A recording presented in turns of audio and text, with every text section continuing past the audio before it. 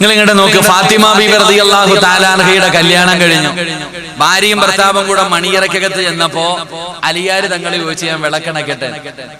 ഫാത്തിമ ബീബി റളിയല്ലാഹു തആല അൻഹ അനുവാദം കൊടുത്തു. അലിയാര് തങ്ങൾ വിളക്കണച്ചു. എന്റെ പ്രിയപ്പെട്ട സഹോദരങ്ങളെ, കല്യാണം കഴിച്ചവരൊക്കെ ഒന്ന് കൈപൊക്കിക്കേ. കല്യാണം കഴിച്ചിട്ടുള്ളവരൊക്കെ ഒന്ന് കൈപൊക്കറോ. അവന് വേറെ പെണ്ണ് കെട്ടിക്കാനൊന്നുമല്ല, പൊക്കിക്കോ. അള്ളാഹു കുടുംബ ജീവിതത്തിൽ അഭിവൃദ്ധി നൽകുമാറാകട്ടെ. കല്യാണം കഴിഞ്ഞിട്ട് നിങ്ങളൊക്കെ ആദ്യ രാത്രിയിൽ എന്താ ചെയ്ത ഒന്ന് ചിന്തിച്ചു നോക്കിയേ. അലിയാര് തങ്ങള് മണിയറക്കകത്തേക്ക് കടന്നു എന്ന് വിളക്കണച്ചു. വിളക്കണച്ചു കഴിഞ്ഞപ്പോ ഫാത്തിമ ബീബി റളിയല്ലാഹു തആല അൻഹ മണിയറക്കകത്തിരുന്ന് കരയ. ഫാത്തിമ ബീബി മണിയറക്കകത്തിരുന്ന് കരയ. അലിയാര് തങ്ങൾ ചോദിച്ചു, ഫാത്തിമ, വാപ്പാനെ പിരിഞ്ഞതിന്റെ വിഷമത്തിന് കരയുകയാണോ? അല്ല, എനിക്ക് വേദനയൊക്കെ ഉണ്ട്, ഉപ്പാനെ പിരിഞ്ഞതിന്റെ വിഷമമുണ്ട്, പക്ഷെ ഞാൻ കരയുന്നത് അതിനല്ല. അലിയാര് തങ്ങൾ ചോദിച്ചു, ഞാൻ പാവപ്പെട്ടവനായത് കൊണ്ടാണോ? അതുമല്ല, ഞാനും പാവപ്പെട്ടവളല്ലേ, എനിക്ക് സൗന്ദര്യം എന്നെ ഇഷ്ടമില്ലേ? എനിക്കിഷ്ടമാ. പിന്നെന്തിനാ ഫാത്തിമ നീ കരയണേ? പിന്നെന്തിനാ ഫാത്തിമ നീ കരയണേ? അലിയാര് തങ്ങൾ ചോദിച്ചപ്പോ ഫാത്തിമ ബീബി റളിയല്ലാഹു തആല അൻഹ പറഞ്ഞ മറുപടി എന്തെന്നറിയോ? നമ്മളൊക്കെ കല്യാണം കഴിഞ്ഞു, നമ്മളെന്ന് പറയുന്നില്ല, നിങ്ങളൊക്കെ കല്യാണം കഴിഞ്ഞു. കല്യാണം കഴിഞ്ഞിട്ട് പുതിയ പെണ്ണും പുതിയാപ്പിളയും മണിയറക്കകത്ത് കയറി ചെന്നു. രണ്ടുപേരും കൂടെ കട്ടിൽ കയറി ഇരിക്കുക. മണിയറൊക്കെ നല്ല പൈസ കൊടുത്ത് ഒരുക്കിയിട്ടിരിക്കുക. കളർ ലൈറ്റുകളൊക്കെ പൂക്കളും എല്ലാം കൊണ്ട് അലങ്കരിച്ചിട്ടിരിക്കുക. അങ്ങനെ പുതിയ പെണ്ണും പുതിയാപ്പിളയും മണിയറക്കകത്ത് കയറിയിരുന്നപ്പോ, ചങ്ങായിമാരെ കേക്കട, ചെറിയ മക്കളൊക്കെ കേട്ടോ, നീയൊക്കെ പെണ്ണ് കെട്ടി എങ്ങനെ ആവരുത്, അതുകൊണ്ടാ. പുതിയാപ്പിളയും പുതിയ പെണ്ണും കൂടെ മണിയറക്കകത്ത് കയറി വാതിലൊക്കെ അടച്ച് രണ്ടുപേരും കട്ടിലിന്റെ അക്കരെ ഇക്കരെ ഇരുന്ന് പാലൊക്കെ വിഹിതം വെച്ച് കുടിച്ചിട്ട് ഇങ്ങനെ ഇരിക്കുക. അപ്പൊ പുതിയ പെണ്ണ് ഇക്കാനോട് ചോദിക്ക, ഇക്ക, നിങ്ങൾക്ക് വേറെ പെണ്ണുങ്ങൾ വല്ല ആയിട്ട് പ്രേമം ഉണ്ടായിരുന്നു? ഒരു പുതിയ പെണ്ണ് ഭർത്താവിനോട് ചോദിക്കുന്ന ചോദ്യം, നിങ്ങൾക്ക് വല്ല പ്രേമം ഉണ്ടായിരുന്നു? അപ്പൊ ഓം പറയാ, BC റോഡ് ഒന്നുണ്ടായിരുന്നു, മിത്തബയിൽ ഒന്നുണ്ടായിരുന്നു, എനിക്ക് അവിടെ ഒന്നുണ്ടായിരുന്നു, കറങ്ങാനൊക്കെ പോയിട്ടുണ്ട്, സിനിമയ്ക്കൊക്കെ പോയിട്ടുണ്ട്. പയ്യൻ പറയും. ഇതെല്ലാം പറഞ്ഞു കഴിഞ്ഞിട്ട് ഈ പയ്യൻ ചോദിക്കുക, ആമിന, നിനക്കോ വല്ലതും ഉണ്ടായിരുന്നു? ഇതാ ചർച്ച. ഇന്നത്തെ തലമുറ മണവാട്ടിയും മണവാളനും പുതിയാപ്പിളയും പുതിയ പെണ്ണും കൂടെ പോയിട്ട് മണിയറക്കകത്തിരുന്നിട്ട് കാമുകിമാരെ കുറിച്ച്, നീ അവന്റെ കൂടെ പടത്തിന് പോയിട്ടുണ്ടടി, നീ അവന്റെ കൂടെ കറങ്ങാൻ പോയിട്ടുണ്ട്, ആർക്കൊക്കെ നീ വാട്സപ്പിൽ ഫോട്ടോ അയച്ചിട്ടുണ്ട്, ഭാര്യയും ഭർത്താവും കൂടെ ചർച്ച. ചർച്ച ചെയ്യേണ്ട സ്ഥലം അതാ. എങ്കിൽ അള്ളാന്റെ റസൂലിന്റെ മോള് മണിയറക്കകത്ത് കയറി ഇരുന്നിട്ട് കരയ. അലിയാര് തങ്ങൾ ചോദിച്ചു, നീ എന്തിനാ കരയണേ? അലിയെ, ഈ വീടിന്റെ അകത്ത് കത്തിച്ചു വെച്ചിരുന്ന വിളക്ക് അങ്ങോട്ട് അണച്ചപ്പോ എനിക്ക് കവർ ഓർമ്മ വന്നെന്ന് മഹദിയായ ഫാത്തിമ ബീബി റളിയല്ലാഹു തആല. അതാടാ പെണ്ണ്. വീടിന്റെ അകത്ത് കത്തിച്ചു വെച്ചിരുന്ന വിളക്കണച്ചപ്പോ, ആ വീടിന്റെ അകത്ത് കണ്ട ഇരുള് കണ്ടപ്പോൾ ഫാത്തിമ ബീബി റളിയല്ലാഹു തആല കരഞ്ഞുകൊണ്ട് പറയുന്നു, അലിയേ, എനിക്ക് ഖബർ ഓർമ്മ വന്നു. അലിയേ, ഇവിടെയാണെങ്കിൽ നിങ്ങൾ എന്റെ കൂടെയുണ്ട്. ആ ഖബറിന്റെ അകത്ത് ഫാത്തിമ ഒറ്റയ്ക്കാണ്. അതിനകത്ത് ഇതിനെക്കാളും വല്ലാത്ത ഇരുളാണല്ലോ. അതിനകത്ത് തന്നെ ഇറക്കി വെച്ച് പലകയെടുത്തിട്ട് മണ്ണിട്ടുകൾ മൂടിയിട്ട് എല്ലാവരും പിരിഞ്ഞു പോകുമല്ലോ. അല്ലാഹുവിന്റെ പ്രവാചകന്റെ പൊന്നാരമകൾ മടിയിറക്കകത്തിരുന്ന് കരയുമ്പോ അലിയാര് തങ്ങളെ സമാധാനിപ്പിച്ചിട്ട് പറഞ്ഞു, ഫാത്തിമ,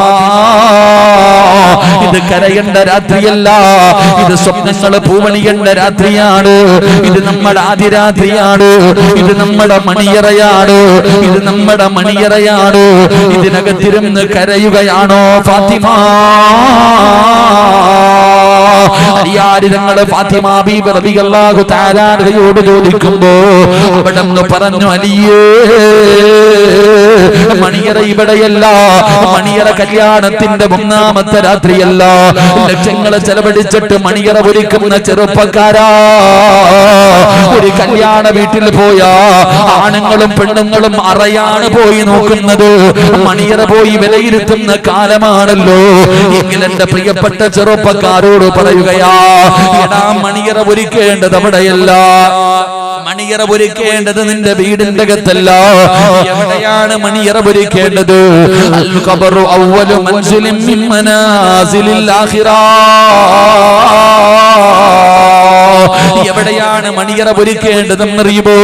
ഒരു ദിവസം നാട്ടുകാരെല്ലാവരും കുടുംബക്കാരെല്ലാവരും നിന്നെ മനോഹരമായി കുളിപ്പിച്ചു, നല്ല വെള്ള വസ്ത്രത്തിൽ ധരിച്ചു, നിന്നെ ഉളുവെടുപ്പിച്ചു, നിനക്ക് സുഗന്ധങ്ങൾ തേച്ച്, എന്നിട്ട് മിത്തപ്പള്ളിയിൽ നിന്ന് കൊണ്ടുവന്ന മയ്യത്ത് കെട്ടിലെന്ന് പറയുന്ന മനോഹരമായ വിലകളില്ലാത്ത എണ്ണയില്ലാത്ത ഡ്രൈവറില്ലാത്ത പഴയ മോഡലായ മയ്യത്ത് കെട്ടിലുണ്ടല്ലോ, അതിനകത്തേക്ക് നിന്നെ മലർത്തി കിടത്തിയിട്ട് ലാ ഇലാഹ ഇല്ലല്ലാഹ് എന്ന് പറഞ്ഞുകൊണ്ട് നിന്നെ മിത്തപ്പള്ളിയിലേക്ക് കൊണ്ടുവരുമല്ലോ. എടാ എവിടെയാ മണിയറ ഒരുക്കേണ്ടതെന്നറിയുമോ? മിത്തപ്പള്ളിയിൽ പോയി നോക്കടാ. ജബ്ബാർ ഉസ്താദ് മണിയറക്കകത്ത് കിടക്കുന്നത് പോലെ ഖബറിന്റെ അകത്ത് കിടക്കുന്നുണ്ടടാ. എടാ അവിടെയാടാ മണിയറ ഒരുക്കേണ്ടത്, അവിടെയാണ് മണിയറ ഒരുക്കേണ്ടത്. അവിടെ വരുന്ന മുൻകറും നക്കീർ എന്ന് പറയുന്ന രണ്ട് മലക്കുകളുണ്ടല്ലോ, മൻ റബ്ബുക മൻ ദീനുക മൻ ഇമാമുക എന്ന് ഖബറിന്റെ അകത്ത് വന്ന് ചോദ്യം ചെയ്യുന്ന മലക്കുകളുണ്ടല്ലോ. മിത്തബയിൽ ജബ്ബാർ ഉസ്താദിന്റെ ജനാസ ഖബറിന്റെ അകത്ത് ഇറക്കി വെച്ചപ്പോ ആ മലക്കുകൾ ആ മഹാനോട് പറഞ്ഞതെന്തെന്നറിയുമോ? ആ ഗുരുനാഥനോട് പറഞ്ഞതെന്തെന്നറിയുമോ? ലംഘന ഉമത്തില്ലാറൂ, പുതിയ പള ഉറങ്ങുന്നത് പോലെ ഇതിനകത്ത് കിടന്ന് ഖിയാമത്ത് നാൾ വരെ ഉറങ്ങിക്കോ. ഇതിനകത്ത് മണിയറക്കകത്ത് കിടന്നുറങ്ങുന്ന പുതിയ പള ഉറങ്ങുന്നത് പോലെ ഈ ഖബറിന്റെ അകത്ത് കിടന്ന് ഉറങ്ങിക്കോ എന്ന് പള്ളിപ്പറമ്പിലെ ഖബറിന്റെ അകത്ത് കിടക്കുമ്പോ മലക്കള് പറയണമടാ. എടാ അവിടെയാടാ ഒരുക്കേണ്ടത്. അല്ലാഹുവിന്റെ പ്രവാചകന്റെ പൊന്നാര മകളുണ്ടല്ലോ, അവിടെ പറഞ്ഞു അലിയേ മണിയറ എവിടെയാ, മണിയറ എവിടെയാ? അവിടെയാണ് മണിയറ ഒരുക്കേണ്ടത്, അവിടെയാണ് മണിയറ ഒരുക്കേണ്ടത്. അതുകൊണ്ട് ഇന്ന് രാത്രി എനിക്കൊന്ന് നിസ്കരിക്കണം അലിയേ, എനിക്ക് ശുക്ർ ചെയ്യണം അലിയേ. പുതിയ പെണ്ണ് പറഞ്ഞു കൊടുക്കുകയാ. എടാ ചിരിക്കുന്ന മുഖത്തോടെ സ്വപ്നങ്ങളും മോഹങ്ങളും പ്രതീക്ഷകളുമായി മണിയറക്കകത്ത് കയറി വന്ന ഫാത്തിമയുടെ പ്രിയപ്പെട്ട ഭർത്താവ് അലിയാര് തങ്ങള്.